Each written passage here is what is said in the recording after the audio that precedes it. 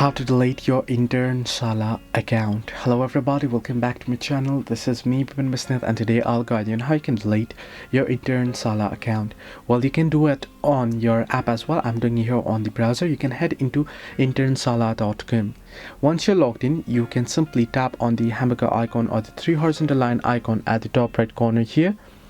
Then here you can see manage account option. Now what you want to do is here first you'll get just the more option this way. You want to tap on more option, then you want to tap on manage account, then you can see delete my account option. You want to tap on it.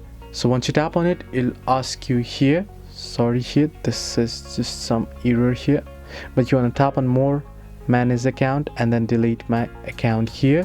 And then you can see why you want to delete your account. You can enter in feedback here and then tap on proceed. Go ahead through the prompts and you'll be able to delete your account. So this is how you can delete your InternShala account. Hope this helps you. Do like and subscribe, and do not forget to leave a comment down below if you have any further issues as well.